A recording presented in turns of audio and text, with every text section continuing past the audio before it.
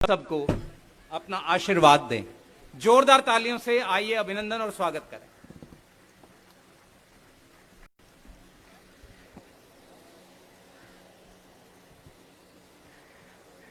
आज यहाँ पे आए हुए सभी महानुभावों को, भाइयों बहनों को मेरा नमस्कार, सबको मेरा प्रणाम। मुझे बेहद खुशी है कि ये आज वेस्ट टू एनर्जी प्लांट, कूड़े से बिजली बनाने वाला प्लांट और खाद बनाने वाला प्लांट शुरू हो रहा है। और इस मंडी में जितना भी डेली बेसिस पे कूड़ा जनरेट होगा, वो सारे कूड़े से रोज बिजली बनाई जाएगी। दिल्ली देश की राजधानी है।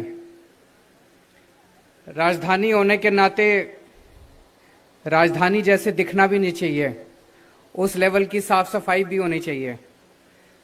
लेकिन हम देखते हैं कि बहुत ज़्यादा चारों तरफ कूड़ा ही कूड़ा रहता है। कूड़े के 3 बड़े बड़े पहाड़ बन गए दिल्ली के अंदर।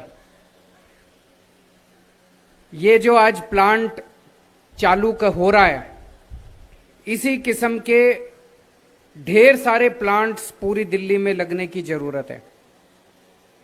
ये छोटा सा प्लांट है, 15 टन कूड़ा कुछ भी नहीं होता। उससे 1500 यूनिट बिजली डेली बनेगी, वो भी कुछ भी नहीं होती। छोटा सा प्लांट है, लेकिन ऐसे छोटे छोटे सैकड़ों प्लांट पूरी दिल्ली के अंदर लगने की जरूरत है। तो एक तरफ कुछ बड़े प्लांट भी लगे हुए हैं वेस्ट टू एनर्जी के, वो भी अच्छी बात है। और दूसरी तरफ बहुत सारे छोटे छोटे प्लांट पूरी दिल्ली के अंदर लगेंगे, तो हम फिर ऐसी सिचुएशन में पहुंच सकते हैं कि दिल्ली का सारा कूड़ा, चाहे वो मंडी से निकले, चाहे घरों से निकले, चाहे दुकान से निकले, चाहे फैक्ट्रियों से निकले, सारा कूड़ा जो है वो फिर इन पहाड़ों पे नहीं जाना चाहिए। कूड़े के पहाड़ों पे एक भी दाना कूड़ा पहाड़ों पे नहीं जाना चाहिए। वो सारे के सारा कूड़ा डेली खत्म हो जाना चाहिए। या तो खाद बन जाए, या उससे बिजली बन जाए, या वो फिर ईंटा भट्ठे में चला जाए।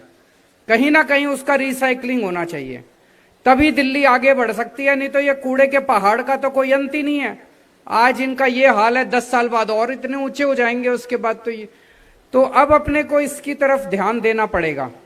और उस दिशा में मैं समझता हूं कि आज ये जो छोटा सा प्लांट शुरू किया जा रहा है, इसका बहुत बड़ा महत्व है। प्लांट छोटा है, लेकिन इसका महत्व बहुत बड़ा है।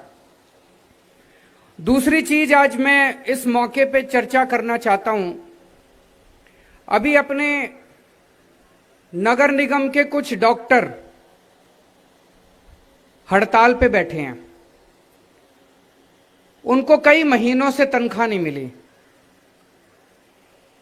ये हम सब लोगों के लिए बड़े शर्म से डूब मरने वाली बात है। जिन डॉक्टरों ने कोरोना के टाइम पे अपनी जान की बाजी लगा के हमारे परिवार और हमारी रक्षा की, हमारा इलाज किया, हमारी सेवा करी, उन डॉक्टरों को कई कई महीनों तक तनख्वाह ना मिले, ये सही नहीं है। और बड़ा संवेदनशील मामला है। एक तो यह कि इस मुद्दे पे बिल्कुल राजनीति नहीं होनी चाहिए। किसी को कोई राजनीति इस मुद्दे पे नहीं करनी चाहिए। सबका प्रयास ये होना चाहिए कि उनको उनकी तनख्वाह कैसे दिलवाई जाए। इस पूरे मामले को मैंने समझने की कोशिश करी। एक तो ये पिछले कई सालों से हम देख रहे हैं कि नगर निगम में बार बार तनख्वाह देने के लाले पड़ जाते हैं। तनख्वाह, कभी सफाई कर्मचारियों की तनख्वाह नहीं मिली, कभी टीचरों की तनख्वाह नहीं मिली, कभी डॉक्टरों की तनख्वाह नहीं मिली।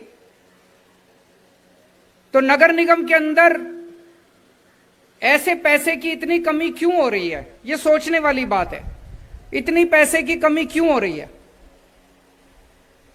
कुछ लोग कह रहे हैं कि दिल्ली सरकार ने पैसा नहीं दिया। मैंने सारा पता किया, वित्त मंत्री यहीं बैठे हैं, फाइनेंस मिनिस्टर यहीं बैठे हैं। मैंने सारे अधिकारियों से पूछा, एक एक पैसा जितना बनता था, संविधान के अंदर, कानून के अंदर साफ साफ लिखा है। भाई टैक्स तो आप लोग देते हो, आपका पैसा है, मेरा पैसा तो है नहीं, मनीष जी का पैसा तो है नहीं। संविधान में लिखा है भाई इतने पैसे आएंगे, ऐसे ऐसे बटेंगे।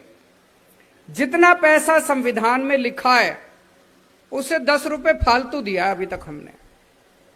2013 में, 2014 में, हमारी सरकार तो 2015 में आई थी, 2013 में कांग्रेस की सरकार थी, 2014 में राष्ट्रपति शासन था, बीजेपी की सरकार थी। उन दिनों में जितने पैसे देते थे नगर निगमों को, हम लोगों ने उससे दुगने तिगुने पैसे देने शुरू कर दिए नगर निगमों को। तो वो पैसे कहां गए? 2013, 2014 के बाद नई भर्तियां तो हुई नहीं एमसीडी के अंदर, कोई कर्मचारियों की तनख्वाह भी नहीं बढ़ी दुगनी तिगुनी। तो अगर हमने पैसे दुगने तिगुने देने चालू कर दिए तो नगर निगम में पैसे जा कहां रहे हैं? सफाई कर्मचारियों की तनख्वाह क्यों नहीं मिल पा रही? डॉक्टरों की तनख्वाह क्यों नहीं मिल पा रही? टीचरों की तनख्वाह क्यों नहीं मिल पा रही? सोचने वाली बात है। तो दिल्ली सरकार का जितना पैसा बनता था उतना एक एक पैसा दे दिया। उल्टे अभी हमने पिछले 3-4 दिन से, जब से ये सारा मुद्दा चल रहा है, मैंने सारा पता कराया, हमने इतना ज्यादा पैसा लोन के रूप में दे रखा है कि नगर निगमों को दिल्ली सरकार का 3800 करोड़ रुपया, 3800 करोड़ रुपया वापस करना है लोन का। हमने पैसा नहीं देना, नगर निगमों को 3800 करोड़ रुपया वापस करना है हमारा। जल बोर्ड पानी देता है नगर निगम को, 3000 करोड़ रुपया जल बोर्ड का बिल बकाया पड़ा है, जल बोर्ड को वापस करना है नगर निगमों ने। तो हमने तो अपना पैसा उल्टे ले नहीं रखा, उनके पास पड़ा है।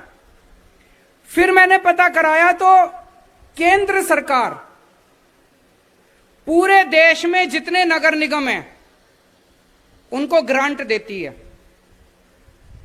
पूरे देश में जितने नगर निगम हैं उनको ग्रांट देती है केंद्र सरकार 485 रुपए प्रति व्यक्ति के हिसाब से। उस नगर निगम में जितने लोग रहते हैं 485 रुपए प्रति व्यक्ति के हिसाब से। पूरे देश में सारे नगर निगमों को केंद्र सरकार ग्रांट दे रही है। पिछले कुछ सालों से दिल्ली के तीनों नगर निगमों को ग्रांट नहीं मिल रही केंद्र सरकार से। पूरे देश में सारे नगर निगमों को ग्रांट मिलती है, दिल्ली को छोड़ के। दिल्ली में 2.25 करोड़ जनसंख्या है, 485 रुपए प्रति व्यक्ति के हिसाब से लगभग 1100-1200 करोड़ रुपए प्रति वर्ष बनते हैं। 10 साल के बन गए 12,000 करोड़ रुपए। 12,000 करोड़ रुपए केंद्र सरकार ने देने हैं नगर निगम के। केंद्र सरकार को देने चाहिए। अगर केंद्र सरकार पैसे नहीं देगी तो नगर निगम कैसे चलेंगे? पूरे देश के अंदर नगर निगमों को पैसा देती है केंद्र सरकार, दिल्ली नगर निगम को नहीं देती। ये तो गलत बात है। दूसरी चीज, मैं थोड़ी सी नगर निगम में चाहे किसी भी पार्टी की सरकार को हो, है तो अपने भाई, अपने ही लोग हैं, उनसे हाथ जोड़ के विनती करना चाहूंगा, थोड़ा सा सही से चला लो नगर निगम। ऐसे इतना मिसमैनेजमेंट, इतना भ्रष्टाचार जो नगर निगम में हो रहा है, ऐसे तो काम नहीं चल सकता। मैं आपको एक उदाहरण देता हूं। अभी मैं परसों एक फ्लाईओवर का उद्घाटन करके आया। ये सीलमपुर वाला फ्लाईओवर, शास्त्री पार्क वाला फ्लाईओवर परसों मैंने उद्घाटन करा। भाई साहब 303 करोड़ रुपए का बनना था, हमने 250 करोड़ रुपए में पूरा कर दिया। 53 करोड़ रुपए बचा लिए एक फ्लाईओवर में। और अभी तक 6 साल में जितने फ्लाईओवर बने हैं दिल्ली में, हर एक में पैसा बचाया है। किसी में 100 करोड़ बचाए, किसी में 125 करोड़ बचाए, किसी में 75 करोड़ बचाए, किसी में 50 करोड़ बचाए। हर फ्लाईओवर में पैसे बचाए और 1.5 साल में पूरा कर दिया भाई साहब फ्लाईओवर। और दूसरा फ्लाईओवर एक है रानी झांसी फ्लाईओवर, वो नगर निगम ने बनाया था। 2006 में चालू हुआ था, 2010 में बन के तैयार होना था। 2010 में की बजाय 2018 में जाके बन के तैयार हुआ। 14 साल लगा दिए एक फ्लाईओवर बनाने में, 14 साल। और हमने बना दिया 1.5 साल में फ्लाईओवर, उससे डबल गुना बड़ा। 178 करोड़ रुपए का फ्लाईओवर बनना था रानी झांसी फ्लाईओवर नगर निगम वाला। 178 करोड़ की बजाय 750 करोड़ रुपए का फ्लाईओवर बन के पूरा हुआ है। एक फ्लाईओवर में 550 करोड़ रुपए ज्यादा लगा दिए। कहां गए ये पैसे? कहां गए ये पैसे? सबको पता है कहां गए पैसे। तो भाई साहब इतने भ्रष्टाचार से, इतने मिसमैनेजमेंट से फिर जनता, आखिर जनता यही कहती है ना जी, कब तक दें टैक्स आपको, कितना टैक्स दें आपको? घाटे में ही चलेगा नगर निगम, फायदे में कैसे चलेगा? ऐसे तो नगर निगम नहीं चल सकते। आपको भ्रष्टाचार कम करना पड़ेगा, अब समय आ गया है। अब ये नहीं है भाई जब मर्जी पहुंच जाओ, पैसे दो जी, पैसे दो जी, पैसे दो जी। पैसे जा कहां रहे हैं? जनता ये पूछना चाहती है, पैसे जा कहां रहे हैं? डॉक्टरों को तनख्वाह क्यों नहीं मिल रही? अभी अभी आने से पहले मैंने पता किया, 12,000 करोड़ रुपए का टोटल बजट है नगर निगम का, 6,000 करोड़ रुपए की तनख्वाह का बजट है। तो 12,000 करोड़ रुपए तुम्हारे पास आते हैं, 6,000 करोड़ रुपए की तनख्वाह देनी है तो तनख्वाह तो दे सकते हो। तनख्वाह क्यों नहीं जा रही? डॉक्टरों की तनख्वाह क्यों नहीं मिल रही? मिलनी चाहिए डॉक्टरों की तनख्वाह। डॉक्टर क्यों बैठे हैं हड़ताल के ऊपर? उनको हड़ताल पे नहीं बैठना चाहिए, उनको हड़ताल की बजाय उनको अस्पतालों के अंदर बच्चों का इलाज करना चाहिए, हमारे परिवार के लोगों का इलाज करना चाहिए। तो मुझे बहुत दुख हो रहा है आज की डॉक्टरों को इस तरह से हड़ताल के ऊपर बैठना पड़ रहा है। मैं केंद्र सरकार से निवेदन करूंगा, इस वक्त अगर मेरे पास पैसा होता भाई साहब, दिल्ली सरकार भी इस टाइम बहुत ज्यादा घाटे में चल रही है क्योंकि कोरोना के टाइम है, कोरोना के टाइम में पैसा नहीं आ रहा, बिल्कुल टैक्स ही नहीं आ रहा हमारे पास, पैसा ही नहीं आ रहा हमारे पास। लेकिन फिर भी हम लोग किसी तरह से अपना मैनेज करके, ठीक मैनेज करके काम चला रहे हैं। अभी तक हमने तनख्वाह की किल्लत नहीं होने दी दिल्ली सरकार के अंदर, सबको तनख्वाह टाइम पे दे रहे हैं, टीचरों को, डॉक्टरों को, कर्मचारियों को, अफसरों को, सबको टाइम पे दे रहे हैं तनख्वाह, अच्छे से मैनेज कर रहे हैं हम लोग। हम रो नहीं रहे कि पैसे नहीं दिए, पैसे नहीं दिए। जो पैसा आ रहा है, जो जनता से पैसा आ रहा है, उसको ठीक से मैनेज कर रहे हैं। लेकिन मेरे पास, हमारे पास अगर पैसा होता दिल्ली सरकार के पास, मैं आज ही, चाहे संविधान में लिखा हो नहीं लिखा हो, जो मर्जी करना पड़ता मेरे को, मैं आज ही जाके डॉक्टरों की तनख्वाह दे आता। लेकिन हमारे पास पैसा नहीं है अभी, इसलिए मैं केंद्र सरकार से अपील करना चाहूंगा कि बेचारे डॉक्टर बहुत ज्यादा तकलीफ में हैं, उनकी कई कई महीनों से